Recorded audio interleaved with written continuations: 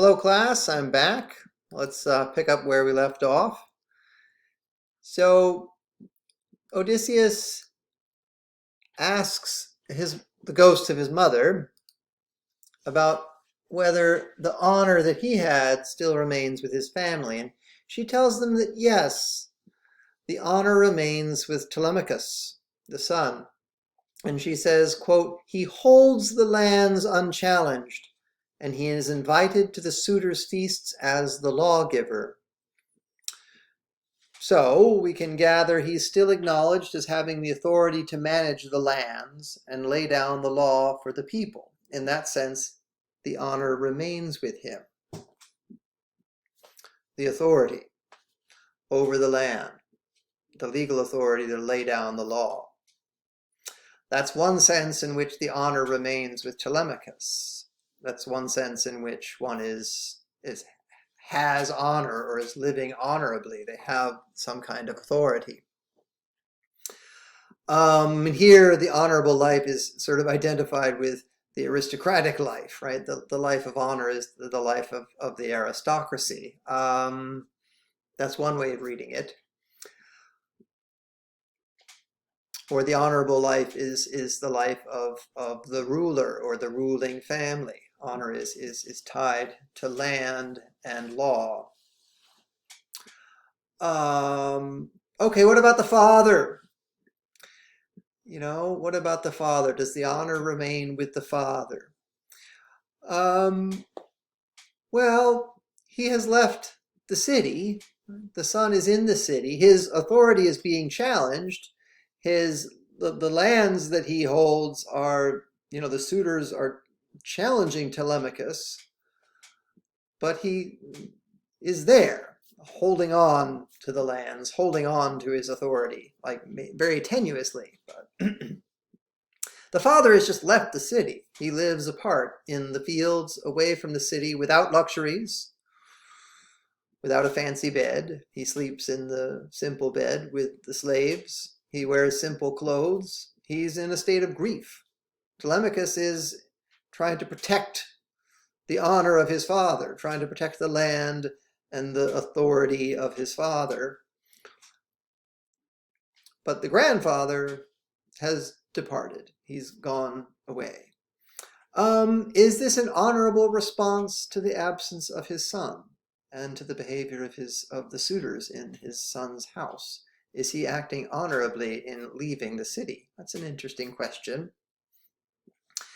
And we can come back to Telemachus too. Is Telemachus acting honorably in the way that he's trying to defend the honor of his father, right? Okay.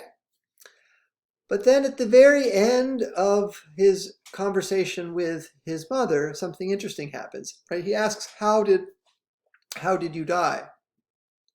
And she says, she died of grief, of longing for the lost son. And the image of the honey sweet life returns, right? The loss of Odysseus robbed her of her honey sweet life. And here we return to the image of sweet honey as an image of happiness, or what makes life worth living. The mother loses this when she loses her son. Without the son, the mother's life is no longer worth living. Anticleia, I have neglected to say the name of the mother. Anticleia, the mother. She loses this when she loses Odysseus. Without Odysseus, Anticleia's life is no longer worth living. Or at least that's the implication. So here we have we've returned to this idea of the honey sweet life, right? Odysseus lost the hope of a honey sweet homecoming when he blinded Polyphemus, or maybe when he set out for Troy in the first place. He will not have a happy return. Now his return and his life will be bitter, painful, a constant struggle. But interestingly, this does not destroy Odysseus, right? Instead, it gives him a sense of purpose. It destroyed the mother, or it made the mother die. It killed her, right? The loss of her son, the loss of what made her life honey sweet, the loss of her chances at happiness. But this does not destroy Odysseus. Instead, it gives him a sense of purpose. Scrolling up with the notes again here. He embodies and embraces his pain, and he makes meaning out of it. Odysseus is seeking vengeance and honor and justice, not happiness. Right? In some sense, he's given up on the honey sweet homecoming, right? He's not seeking happiness, he's seeking honor. Happiness is no longer a real possibility for Odysseus, you could say. But still, for Odysseus and for Homer, his life is still worth living, even if happiness is not a real possibility, even if the honey sweet homecoming is not a real possibility. His life is worth living. He's living for honor, in some sense, you could argue. And so then the last moment, Anticlea shares some wisdom with her son. What is the wisdom that she shares with her son about death? Do not grieve too much. Do not seek much solace or consolation in the memories of those you've lost.